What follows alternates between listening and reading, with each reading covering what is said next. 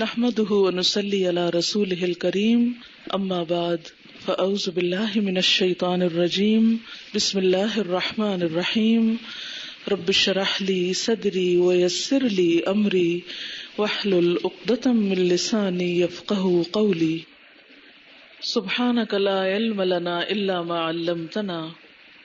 اللہ تعالیٰ کا شکر ہے کہ اس نے آج کا یہ دن ہمیں دکھایا اور ہمیں قرآن پاک جیسی عظیم نعمت کا علم عطا کیا.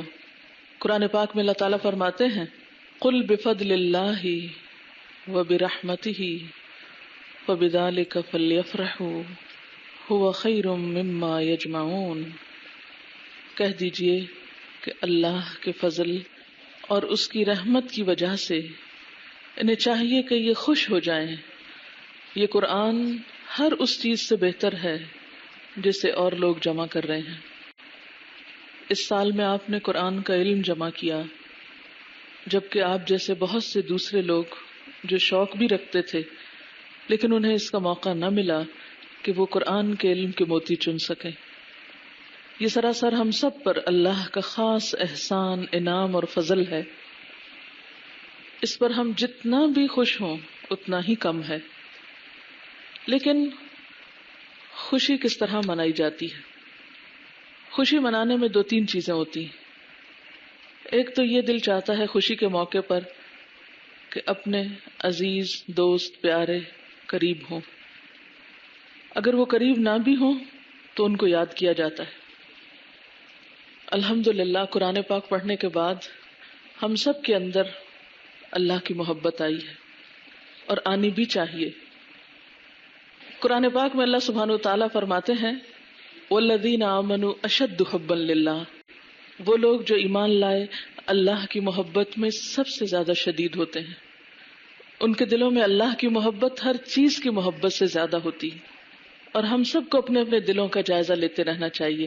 جس طرح حضرت عمر رضی اللہ تعالیٰ عنہ نے آپ صلی اللہ علیہ وسلم سے کہا تھا کہ عمر سب کچھ قربان کر سکتا ہے آپ کی خاطر سوائے اپنی جان کے، کیونکہ اللہ تعالیٰ کے بعد اللہ کے رسول صلی اللہ علیہ وسلم کی محبت تمام انسانوں سے بڑھ کے ہونی چاہیے.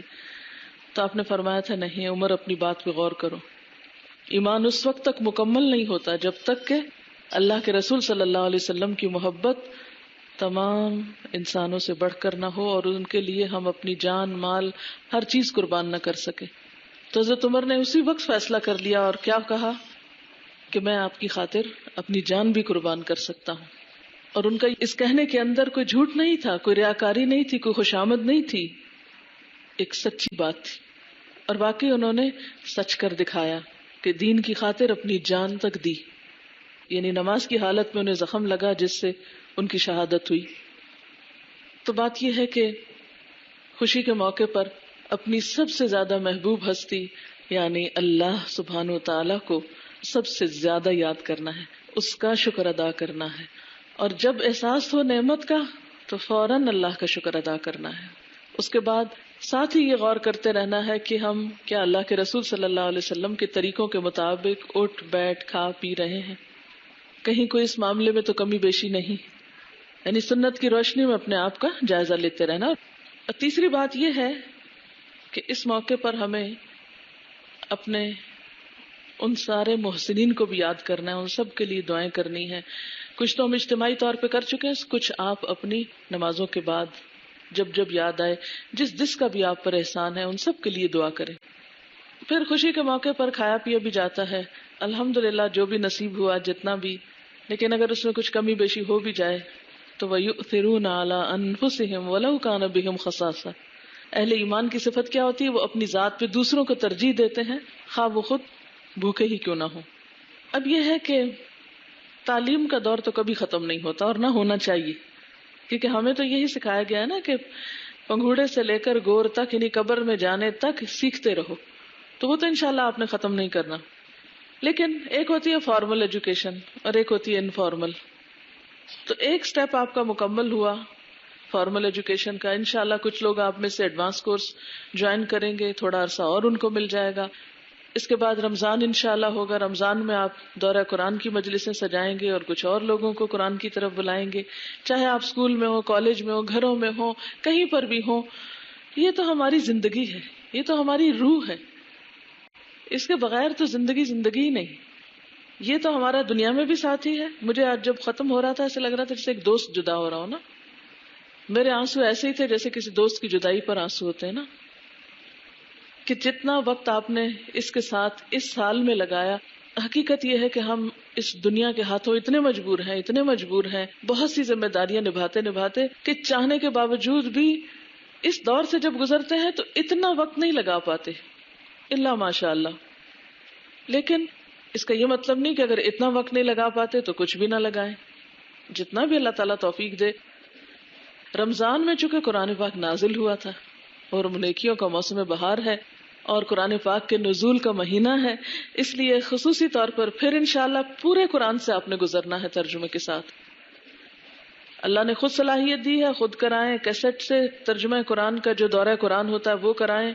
اس کے علاوہ اگر آپ اسکول کالج میں ریگولر سیشنز میں ہیں تو ہم نے ایک چھوٹا پیکج بھی بنایا ہوا ہے. ان آیات کی سلیکشن کر کے اپنی کولیگز کو, کوئی نہ ملے تو کسی ایک بندے کو, کسی ایک بچے کو, کسی کو لے کے بیٹھ جائیں اور کچھ نہ کچھ کسی کے ساتھ مل کے دہرائی کریں. اس سنت کو زندہ کریں جو نبی صلی اللہ علیہ وسلم کی ہے کہ آپ رمضان المبارک میں کیا کرتے تھے؟ جبریل علیہ السلام کے ساتھ دورہ قرآن کرتے تھے, اور آخری سال میں آپ نے 2 بار کیا تھا. میں ایکسپیکٹ کرتی ہوں کہ آپ انشاءاللہ تعالی رمضان المبارک میں پھر پورے ترجمے سے ایک دفعہ پھر گزریں گے. یہی طریقہ کار پوری زندگی انشاءاللہ جاری رہے گا. اگر کسی وجہ سے دورہ قرآن کرانا ممکن نہ ہو اور آپ کسی ایسی مجبوری میں ہو, بعض اوقات بچوں کی ولادت کا ایک مرحلہ ہوتا ہے, بعض اوقات ایسا موقع آ جاتا ہے کہ واقعی عورت بیٹھ کے نہیں پڑھا سکتی قرآن پاک. اب ایک بچے کی اگر کسی کی پیدائش ہو گئی یا پہلی رمضان کو, وہ کہاں دورہ قرآن کرا سکتی, کس کو بلائے گی؟ وہ کیا کرے, کیسٹ سے خود روز 1 سپارہ سن لے اور اس کا بچہ بھی ساتھ سنے, اس کو ساتھ شامل کر لے. ٹھیک ہے نا؟ تو انشاءاللہ تعالی ایک دہرائی تو خاص طور پر رمضان کے مہینے میں کرنی ہے.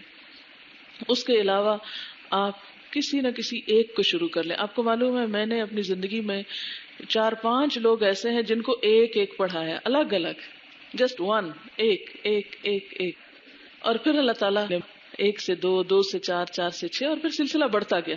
جلد بازی نہ کریں کہ لو میں کیا کر رہی ہوں اگر میرے سامنے ایک ہجوم نہیں ہے لوگوں کا. نہیں, پختگی پہلے پیدا کریں, یعنی علم کو پھیلانے سے پہلے اپنے اندر پختگی پیدا کریں.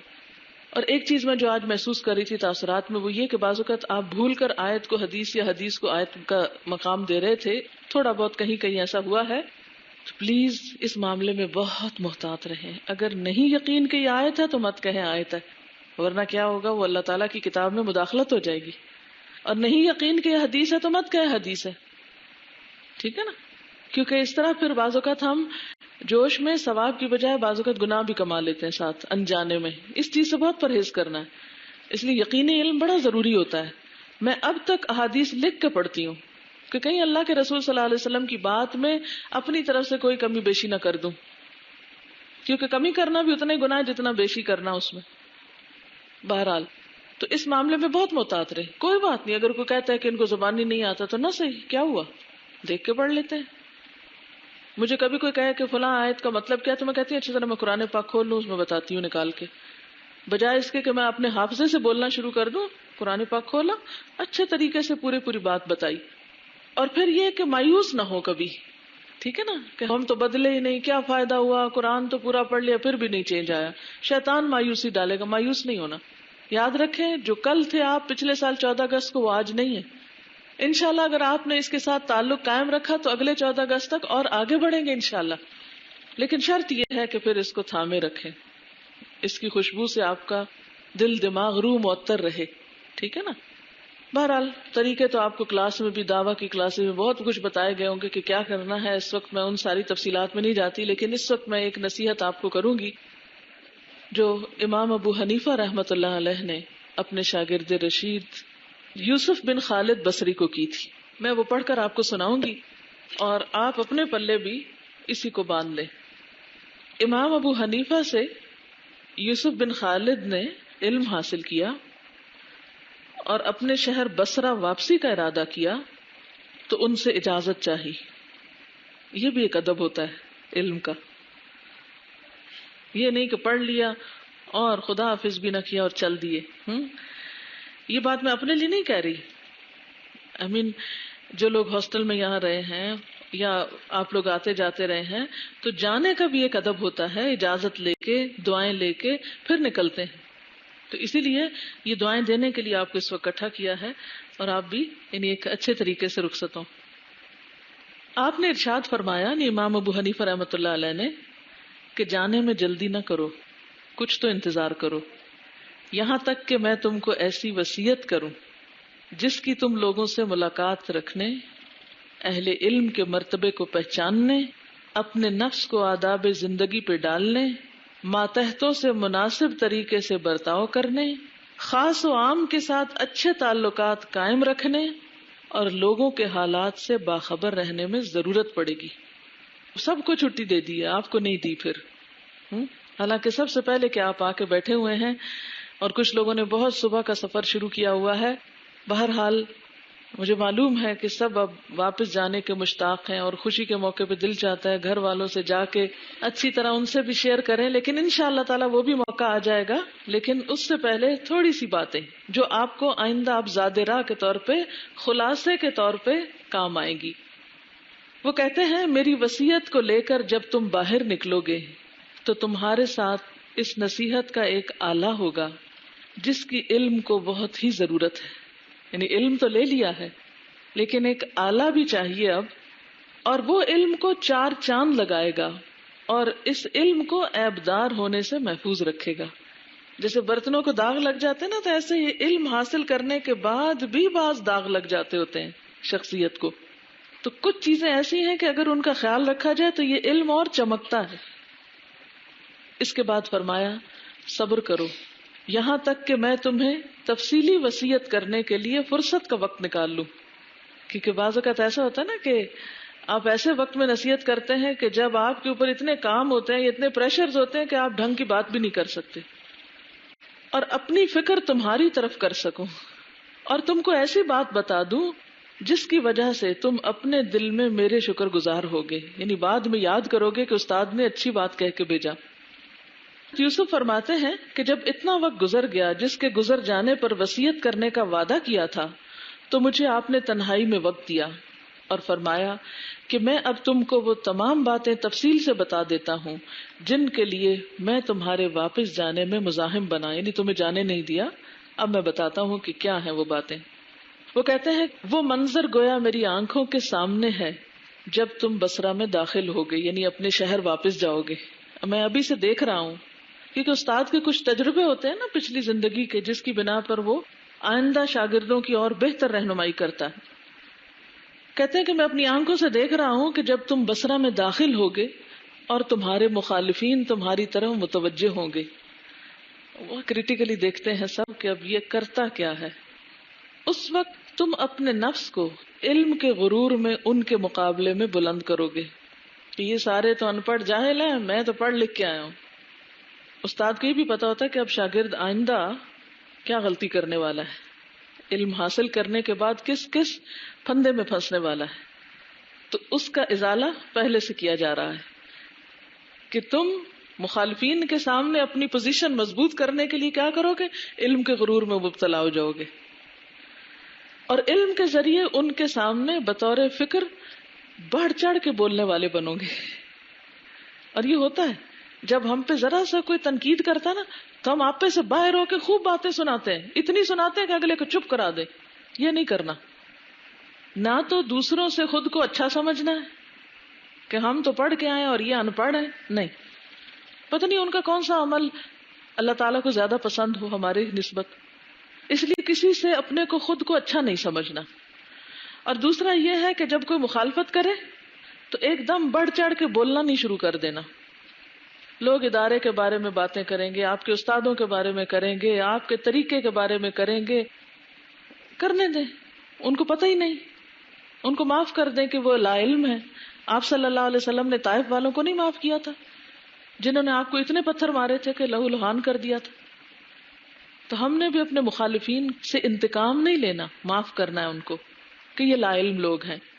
وہ کہتے ہیں کہ جس کا نتیجہ یہ ہوگا کہ تم ان کے پاس اٹھنے بیٹھنے اور ساتھ رہنے سے دل برداشتہ ہو جاؤ گے، یعنی پھر تمہارا دل نہیں لگے گا ان لوگوں میں، کیونکہ یہاں تو محبتیں ملی اور وہاں تپتی نفرتیں.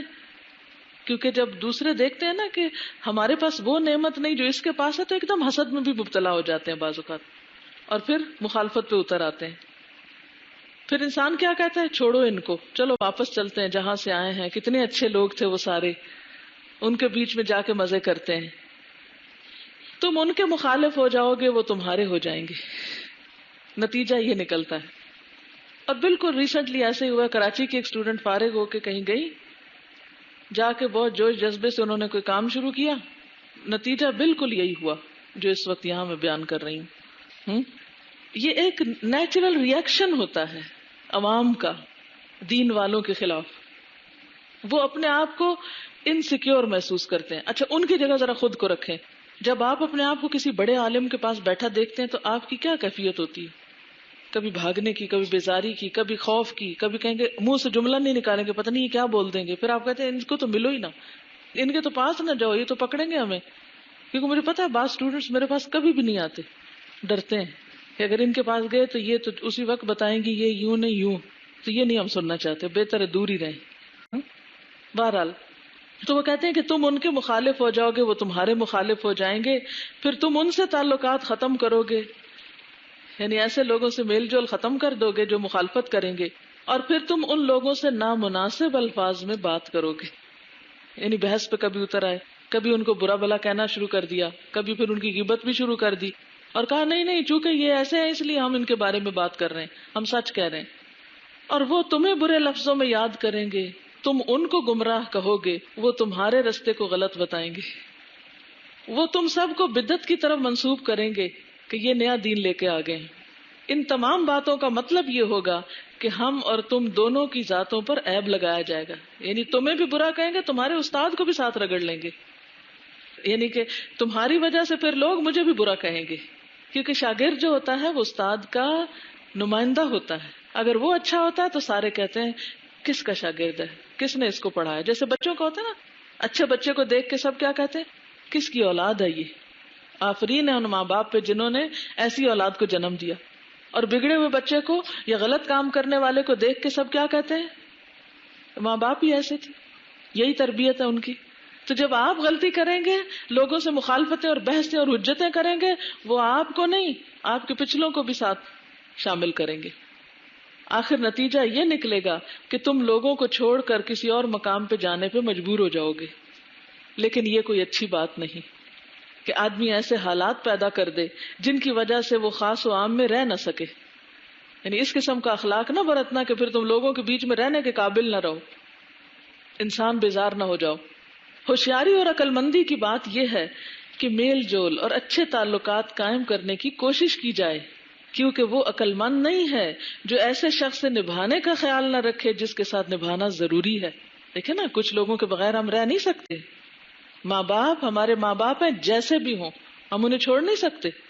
تو نوجوان بچے عام طور پہ جب دین کی طرف آتے ہیں اور ماں باپ نہیں آتے تو گھروں سے بھاگنے کی کوشش کرتے ہیں، ماں باپ سے بات چیت چھوڑ دیتے ہیں. تو یہ تو کوئی بات نہ ہوئی. آپ کو معلوم ہے کہ آپ صلی اللہ علیہ وسلم نے حضرت اسما کو، جن کی والدہ مشرکہ تھیں، ان سے صلہ رحمی کرنے کو کہا. قرآن پاک میں کیا آیا ہے کہ وصاحبہما فی الدنیا معروفا وَإِن جَاهَدَاكَ لِتُشْرِكَ بِمَا لَيْسَ لَكَ بِهِ عِلْمٌ فَلَا تُطِعْهُمَا. اگر شرک کی بات کریں، شرک کرنے کو کہیں تو پھر نہیں بات ماننی. ویسے ان کے ساتھ دنیا میں اچھے طریقے سے گزارا کرو، آسان طریقے سے معاملہ کرو ان کے ساتھ. اسی طرح شوہر ہیں، بچے ہیں، رشتہ دار ہیں، سسرال ہیں، دوست ہیں، کیا ان کو چھوڑا جا سکتا ہے؟ یا جہاں آپ کام کر رہے ہیں، مثلا کسی اسکول میں گئے، کسی کالج میں گئے، آپ کے کولیگز ہیں، تو جن کے ساتھ آپ نے رہنا ہے، تو عقل مند وہ ہے کہ ان لوگوں کے ساتھ اچھی طرح رہنا جانے. کامیاب وہی ہوتا ہے. یہ نہیں کہ سب سے بگاڑ کے اپنا رستہ الگ بنا کے پھر تو ایک دن آپ اپنے آپ سے بگاڑ لیں گے. اگر آپ نے ہر ایک کو کاٹنا شروع کر دیا، یہ نہیں اچھا اس کو پھینک، اس سے نہیں ساری زندگی، اس سے نہیں ملنا، اس سے نہیں، کس سے ملو گے پھر؟ نہ ماں باپ اچھے لگتے ہیں تم کو، نہ بہن بھائی اچھے لگتے ہیں، نہ کوئی اور لگتا ہے، پھر تم نے کس پلانٹ پہ رہنا جا کے؟ تو اس لیے رہنا وہی ہے جہاں سے ہم آئے ہیں. جو اللہ نے ہمارے نصیب میں گھر کیے ہیں، جس جس زندگی میں ہم ہیں، تو ان کے ساتھ بنا کے رکھنی ہے، نبھا کے رکھنی ہے. تو عقل مند وہ نہیں جو ایسے سے نبھانے کا خیال نہ کرے جس کے ساتھ نبھانا ضروری ہے، یہاں تک کہ اللہ اس کے لیے کوئی راہ نکالے. کیونکہ واقعی کچھ حالات ایسے ہوتے ہیں جہاں پھر انسان کی حد ہو جاتی ہے نا، جو بالکل ہی غیر معقول ہوتے ہیں، پھر اللہ تعالیٰ کو رستہ بھی پیدا کر دیتا ہے. جب تم بصرہ میں داخل ہوگے تو وہاں کے لوگ تمہارا خیر مقدم کریں گے، تمہاری زیارت کو آئیں گے، تمہارا حق پہچانیں گے. اس وقت تم ہر فرد کو اس کے مرتبے کے مطابق جگہ دینا. یہ ایک بڑا اہم اصول ہے زندگی گزارنے کا، جس کو ہم عام طور پہ بھول جاتے ہیں. ہر ایک کو اس کے مرتبے کے مطابق جگہ دینا، شریفوں کی عزت کرنا، اہل علم کی تعظیم کرنا، بڑوں بوڑھوں کا ادب کرنا. بعض اوقات ایسا ہوتا ہے ہم قرآن پڑھانے لگتے ہیں، ہماری کلاس میں ہم سے دگنی عمر کے لوگ آ جاتے ہیں، اور بعض بچیوں کو میں نے افسوس یہ دیکھا کہ انہوں نے ان سے ایسے معاملہ کیا جیسے کوئی اپنے بچوں سے کرتا ہے، اور یہ انتہائی غلط بات ہے. اگر آپ کے شاگردوں میں کوئی عمر میں آپ سے بڑا ہے، اس سے عزت کا معاملہ کریں، اس کا اکرام کریں، کیونکہ بڑی عمر کا ایک ادب ہے اسلام میں. چاہے وہ غلطی کریں، چاہے وہ تنگ کریں آپ کو، کچھ بھی کریں، لیکن آپ نے ان کی عزت کرنی ہے. نو عمروں اور جوانوں کے ساتھ نرمی سے پیش آنا، کیونکہ وہ جذباتی ہوتے ہیں نا. عوام کے نزدیک ہونا، عام لوگوں سے گھل مل کے رہنا، یہ نہیں کہ فاصلے بڑھا لینا. اسی لیے ہمیں اسلام نے بہت خوبصورت اصول دیا ہے، اس کو بھی سلام کرو جسے پہچانتے، اس کو بھی کرو جسے نہیں پہچانتے. اچھے افراد کی صحبت اختیار کرنا، نیک لوگوں میں دوستی کرنا، صاحب اقتدار، بادشاہ، قاضی وغیرہ سے قول و عمل میں اس طرح پیش آنا جس طرح وہ ایک معمولی فرد سمجھے جائیں. یعنی یہ نہیں کہ ان کو بہت چڑھا بڑھا دینا اور اپنے علم کا مرتبہ کم کر دینا، اور یہ بھی نہیں کہ بدتمیزی سے پیش آئے انسان. ادب سے، وقار سے. بعض اوقات ایسا ہوتا ہے نا، جیسے زندگی میں مجھے بہت دفعہ ایسے مقامات پہ جانا ہوا کہ جہاں مجھے اس قسم کے لوگوں سے واسطہ پیش آیا. نہ ہی میں نے کبھی خوشامد کی اور نہ ہی کبھی بدتمیزی کی. جو ان کا ادب مقام ہے اس کا احترام کیا، لیکن نہ کبھی ایسے عہدوں کا لالچ کیا اور نہ ہی کبھی ان چیزوں کی پرواہ کی. تو یہ بے حد ضروری ہے، کیونکہ کبھی آپ کو ایسے لوگوں کے بیچ میں تبلیغ کے لیے جانا پڑے گا، جیسے یعنی موسیٰ اور ہارون علیہ السلام فرعون کے پاس تبلیغ کے لیے گئے تھے، تو اللہ تعالیٰ نے کیا سکھایا تھا؟ اذهبا الى فرعون انه طغى فقولا له قولا لینا. نرمی سے بات کرنا. یہ نہیں کہ آپ کہیں فلاں حاکم بڑا خراب ہے اور فلاں گورنر ایسا ہے اور فلاں جرنیل ایسا ہے اور فلاں جج ایسا ہے، یہ تو سب بہت خراب لوگ ہیں اور ہم ان کے منہ نہیں لگتے اور ہم ان کو پسند نہیں کرتے، اور ایک بیکار کی سیاست شروع کر دیں. بالکل ایسی کوئی حرکت نہیں کرنی.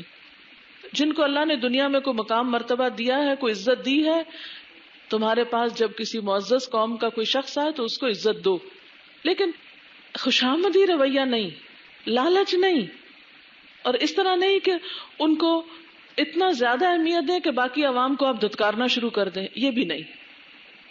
پھر اسی طرح مروت میں کوتاہی مت کرنا، اپنا بھید کسی پہ ظاہر نہ ہونے دینا، کسی کی دوستی پر بغیر امتحان کے بھروسہ نہ کرنا، کسی برے شخص سے دوستی نہ کرنا، اور اس شے سے الفت نہ رکھنا جو تمہارے ظاہر کو حال کے مطابق نہ سمجھتی ہو. بے وقوف دوستوں سے بے تکلفی نہ برتنا، صبر، خوش خلقی اور کشادہ دلی کو لازم کر لینا. نئے کپڑوں کو استعمال کرنا. یہ کیوں؟ اگر نہ ہو کسی کے پاس تو وہی پہن لے جو اس کے پاس ہے، لیکن صاف ستھرا لباس ہو. علم کی مجلس کا ایک احترام ہے. امام مالک کی زندگی میں بھی آپ نے پڑھا تھا، ان کو اللہ نے دیا تھا. اب یہ نہیں کہ آپ سب کام چھوڑ کے بازاروں میں نکل جائیں کہ وہ میں چونکہ اب پڑھانا شروع کیا ہے تو روز مجھے ایک نیا جوڑا چاہیے ہوتا ہے. یہ نہیں. ایک وقت آتا، میں چھوٹی سی ایک مثال دیتی ہوں. میں ابھی جب ختم قرآن ہوا تو بہت سے لوگ جا رہے تھے، تو میں نے اس سمر کے جو سیزن کے کپڑے بنائے تھے، تو میں نے کہا اب سمر ختم بھی ہو جائے گی اور چلو کوئی بات نہیں، بچیاں ہیں ان کو شوق ہوتا ہے تو کسی کو کوئی کپڑا دے دیا، کسی کو کوئی. میں نے آلموسٹ اپنے کپڑے ختم کر دیے سوائے 2-3 جوڑوں کے، جو میں نے کہا کہ ٹھیک ہے. میں الحمدللہ اس کے بعد شکرانے کے طور پر عمرے پہ گئی، صرف 2 جوڑے ساتھ لے کر گئی، صرف 2 جوڑے میرے ساتھ تھے. اب ان کو روز دھوتی تھی، میں کہتی ان کا تو رنگ خراب ہو جائے گا، واپس جا کے کیا پہنوں گی، کیا کروں گی. اور مجھے یہاں بھی آنا تھا. میں نے کہا یہ تو بڑا مشکل ہو جائے گا کہ ختم قرآن بھی ہے اور موسم بھی ایسا نہیں ہے کہ میں ہمیشہ سردیوں میں یہاں ختم قرآن ہوتا ہے نا، تو وہ میرا ایک جوڑا رکھا ہوا اچھا سا، تو میں آرام سے آ کے الماری سے نکالتی ہوں اور بیٹھ جاتی ہوں سج بن کے، کیونکہ قرآن کا بھی ایک وہ ہوتا ہے نا، ایک خوشی کا موقع ہے، تو جو اللہ تعالیٰ توفیق دے۔ تو آپ یقین کریں جب میں واپس آئی تو میں پریشان ہو گئی کہ یہ کیا، یہ کسی نے کپڑے کس نے لٹکائے ہوئے، یا کوئی کپڑے دھو کر ٹانگے ہوئے، یہ کیا ہوا؟ پھر پتا چلا کہ وہ ہماری ایک بہن ہے، بنگلہ دیش سے آئی تھی وہ ختم قرآن پر، تو وہ میرے جانے کے بعد 2-3 دن ٹھہری، انہوں نے مارکیٹ سے کپڑا لیا، کہیں سے میرا سائز لیا، کپڑے سلوا کے ٹانگ کے میرے گھر میں پھر گئی۔ دیکھیں کہاں سے کون آیا، کہتے نا رزقہ من حیث لا یحتسب، اللہ وہاں سے رزق دیتا ہے جہاں سے انسان کے گمان میں بھی نہیں ہوتا۔ اور آج یہ جوڑا میں جو پہن کے آپ کے سامنے بیٹھی ہوں وہی سلوا کے چھوڑ گئی تھی، میرے گمان میں بھی نہیں۔ میں نے واپس گھر آ کے دیکھا اور میں اس وقت دم بخود، میں نے کہا میں تو اپنی الماری خالی کر کے گئی تھی کہ میں ہلکی ہو جاؤں، اور بچیوں کو شوق ہوتا ہے چلو ٹھیک ہے، میں اپنی جو میرے ساتھ بچیاں تھیں وہ پوچھتی اچھا کون رہ گیا کون رہ گیا، تو میں کہتی چلو کسی کے دل میں یہ نہ آئے کہ مجھے نہیں ملا، چلو اس کو بھی دے دیتی ہوں تھوڑا سا۔ اور بالکل کوئی وہم و گمان میں یہ خیال نہیں تھا کہ اللہ تعالیٰ کہاں سے غیب سے سبب پیدا کر دے گا۔ تو اگر ایسا موقع ہو اور اگر یہ نہیں ہوتا تو میں اسی عمرے والے دھلے ہوئے کپڑوں میں آرام سے بیٹھ جاتی، کوئی آر نہیں تھی۔ تو جیسے حالات ہو، لیکن ایک استاد اپنے شاگرد کو جو نصیحت کر رہا ہے اس کا مطلب یہ ہے کہ علم کی مجلس میں گندے مندے اور اس طرح بدحال ہو کے نہ بیٹھنا کہ شاگردوں کو کراہت آئے۔ شاگردوں کے سامنے کبھی ایسے حلیے میں نہیں جانا چاہیے جس سے انہیں کراہت آئے، یہ ناقابل برداشت ہوتا ہے۔ مجھے یاد ہے اچھی طرح جب ہم چھوٹے تھے تو میں اپنے استاد کے چہرے کو دیکھتی ہی رہتی تھی، پڑھتی رہتی تھی اور ادھر ہی دیکھتی رہتی، پتہ نہیں کیوں ہوتا ہے، سب بچوں میں ہوتا ہے، یہ میرے من انوکھا نہیں تھا۔ اور سب بچے اور سب شاگرد جو ہوتے ہیں ان کو ہوتا ہے کہ وہ استاد کی ایک ایکشن، آنکھوں کے تاثرات، ان کا ہاتھوں کی حرکت، لباس، چھوٹی چھوٹی چیز کو نوٹ کر رہے ہوتے ہیں۔ تو اس لیے امام ابو حنیفہ اپنے شاگرد کو یہ تلقین کرتے ہیں کہ کپڑے نئے پہننا مطلب یہ ہے کہ اچھے کپڑے پہننا اگر اللہ تعالیٰ موقع دے اور موجود ہو۔ پھر کہتے ہیں اپنی ذاتی ضرورتوں کو تنہائی کا وقت نکال کر پورا کرنا، اپنے خادموں اور ماتحتوں کے معاملات پر نظر رکھنا، اور اس سلسلے میں ان کے ساتھ نرمی سے پیش آنا، ڈانٹ ڈپٹ زیادہ نہ کرنا، کیونکہ بعض اوقات ہم سوچتے ہیں نا ہم بڑے ہو گئے ہیں تو کیا ہے سب چھوٹوں کو جیسا چاہو ڈیل کرو، نہیں، ورنہ ڈانٹ بے اثر ہو جائے گی۔ روز شروع کر دی ڈانٹ تو پھر فائدہ نہ دے گی، یعنی وہ ڈھیٹ ہو جائیں گے۔ اور ان کو اپنے ہاتھ سے سزا نہ دینا، مارنا نہیں، یعنی استاد کو منع کیا جا رہا ہے کہ شاگرد کو مارنا نہیں، اس سے تمہارا وقار دیر پا رہے گا، یعنی عزت بنی رہے گی۔ اپنی نمازیں پابندی سے ادا کرتے رہنا اور اپنے عزیز و اقارب کی دعوتیں کرتے رہنا، کیونکہ ایک بخیل کبھی سرداری کے قابل نہیں ہوتا، کیونکہ ایک بخیل یعنی بخیل انسان سرداری کے لائق نہیں ہوتا۔ عالم جو ہوتا ہے نا وہ ایک طرح سے لیڈر بھی ہوتا ہے، سکھانے والا جو ہوتا ہے وہ لوگوں کو گائیڈ بھی کر رہا ہوتا ہے، تو اس کو بخیل نہیں ہونا چاہیے، جو اس کو میسر ہو اپنے شاگردوں کو یا رشتہ داروں کو یا جس کو بھی میسر ہو دیتے رہنا چاہیے، کھلاتے رہنا چاہیے۔ تمہارا ایک خاص مشیر کار بھی ہونا چاہیے، یعنی جس سے تم مشورے کر سکو، جو لوگوں کے حالات سے تمہیں باخبر کرتا رہے کہ دنیا میں کیا ہو رہا ہے۔ اس کا نتیجہ یہ نکلے گا کہ جب تمہیں کسی گڑبڑ کی اطلاع ملے گی تو اس کو ٹھیک کرنے کے لیے جلدی کرو گے، اور جب کسی کام کی خوبی کا پتہ چلے گا تو اور زیادہ دلچسپی سے اس کام کو انجام دو گے۔ جو تم سے ملاقات کرنے آئے اور جو نہ آئے ان دونوں قسم کے افراد کے ساتھ اچھا برتاؤ کرنا۔ بعض اوقات ایسا ہوتا ہے نا کہ کچھ لوگ تو بعد میں بھی بہت یاد رکھتے ہیں، ملتے رہتے ہیں، خط لکھتے رہتے ہیں، اور کچھ لوگ ایسے ہوتے ہیں کہ جو دوبارہ کبھی نظر بھی نہیں آتے۔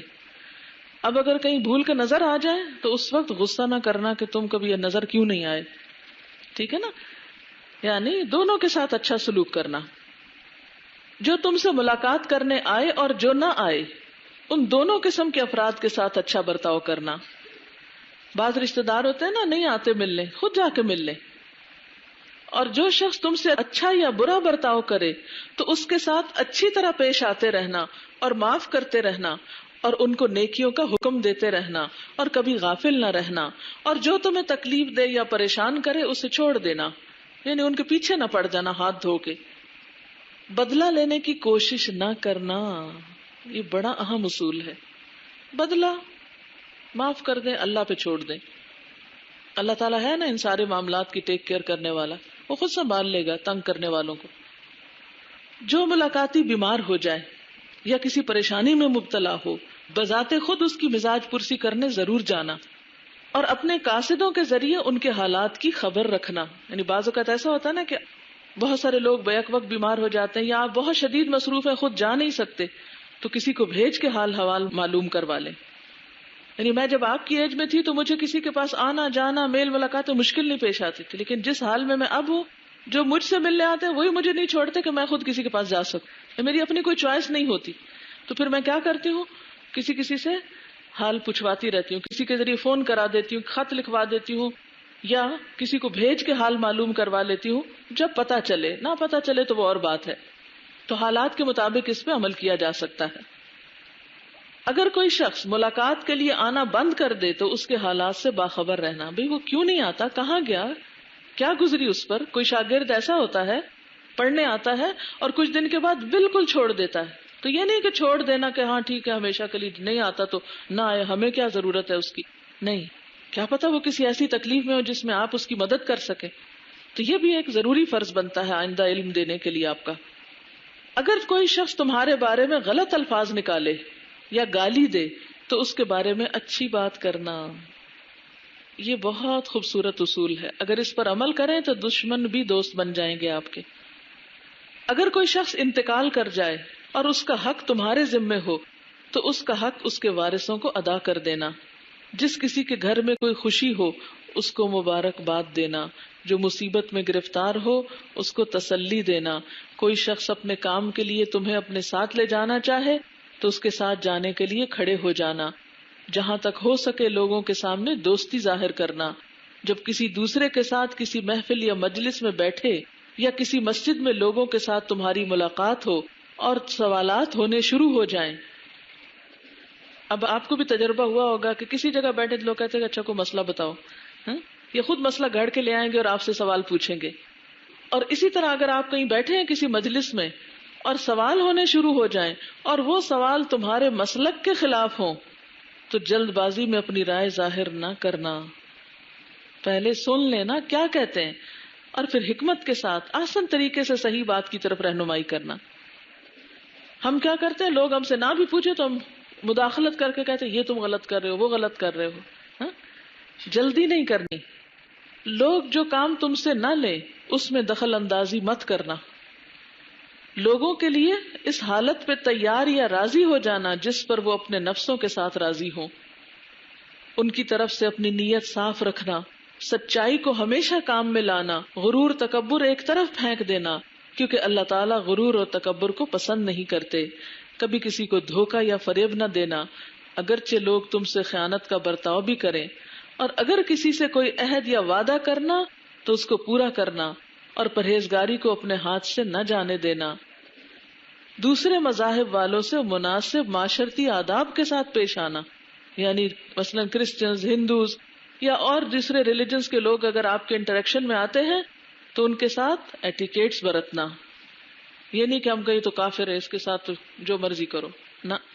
ان نصیحتوں کے بعد امام ابو حنیفہ نے اپنے شاگرد عزیز سے فرمایا کہ بے شک اگر تم میری ان نصیحتوں کو مضبوطی سے پکڑے رکھو گے اور ان پر عمل کرو گے تو میں امید کرتا ہوں کہ تم تمام خرابیوں اور مصیبتوں سے محفوظ رہو گے. اس کے بعد آپ نے فرمایا مجھے تمہاری جدائی کا غم ہے، کیونکہ استاد کو اپنے شاگردوں سے ایک روحانی تعلق ہوتا ہے جو بڑا مضبوط ہوتا ہے، اور تم سے جو تعلق ہے وہ میرے لیے انس کا ذریعہ ہے. تم اپنے خطوط کے ذریعے مجھ سے تعلق باقی رکھنا اور اپنی ضروریات اور حاجات سے مطلع کرتے رہنا. یعنی کبھی کوئی ضرورت پیش آئے تو ماں باپ کی طرح استاد ایسی چیز ہوتے ہیں کہ جن کو انسان آرام سے بتا سکتا ہے. بعض اوقات ہم کہتے ہیں نہیں وہ مصروف ہوں گے، نہیں وہ یہ نہیں کر سکتے. نہ کر سکے تو نہ صحیح، ماں باپ بھی تو ہماری ہر بات تھوڑی پوری کر دیتے ہیں. لیکن اگر ماں باپ کو یہ پتا چل جائے کہ بچے کو کس چیز کی ضرورت ہے اور وہ کر سکتے ہو تو یقین مانیے وہ کبھی پیچھے نہیں رہتے. اسی طرح کوئی علمی ضرورت پیش آئے تو استاد کو خط لکھنے میں کبھی جھجکنا نہیں کہ ہمیں یہ ضرورت پیش آ گئی ہے. اگر وہ مدد کر سکے، رہنمائی کر سکے تو کر دیں گے، نہیں تو معذرت کر لیں گے. اس بارے میں تم میرے لیے ایک بیٹے کی مانند ہو اور میں تمہارے لیے ایک شفیق باپ کی طرح ہوں. یہ ہے وہ نصیحت جو میرے دل کی آواز ہے. جب میں نے اسے پڑھا تو میرا دل خوش ہو گیا اور مجھے اپنے سارے شاگرد یاد آنے لگے، اور مجھے اپنے اوپر اتنا افسوس ہوا کہ اس سے پہلے مجھے یہ نصیحت کیوں نہ ملی کہ میں پچھلے بھی سارے شاگردوں کو کرتی. لیکن بہرحال الحمدللہ آپ کی جدائی سے پہلے اللہ نے یہ نعمت مجھے دی، اور میں شکر گزار ہوں ان کی جنہوں نے یہ فوٹو کاپی کرا کے مجھے لا کے دی. کیونکہ بعض اوقات ایسا ہوتا ہے نا کہ ایک اچھی چیز ہم پڑھتے ہیں تو ہم اپنے پاس ہی پڑھ کے رکھ لیتے ہیں، لیکن اگر آگے پہنچا دی جائے تو ہو سکتا ہے ہزاروں لوگوں کی بھلائی کا سبب بن جائے. تو الحمدللہ اللہ تعالیٰ نے ہمیں اس دن اس جگہ اکٹھا کیا. اللہ تعالیٰ خیر و عافیت اور رحمتوں اور برکتوں کے ساتھ آپ کو دنیا اور آخرت کی خوشحالی عطا کرے، اور بہترین طریقے پر دین کا کام لے، اور وہی نصیحت جو حضرت یعقوب علیہ السلام نے اپنی اولاد کو کی تھی، وَلَا تَمُوتُنَّ إِلَّا وَأَنْتُمْ مُسْلِمُونَ. اللہ کرے کہ ہم سب کی موت اطاعت کی حالت میں آئے، نافرمانی میں نہ آئے اللہ کی. چونکہ اب کافی وقت ہو گیا، گھر والوں کا بھی حق ہوتا ہے، اس لیے اب چاہوں گی کہ آپ کو رخصت کروں. عصر کا وقت بھی ہونے والا ہے، کچھ لوگوں کو سفر بھی کرنا ہے. میں اس کے ساتھ ہی آپ سب سے اجازت چاہوں گی. دعا میں یاد رکھیے. السلام علیکم ورحمۃ اللہ وبرکاتہ. سبحانک اللہم وبحمدک، نشہد ان لا الہ الا انت، نستغفرک ونتوب الیک.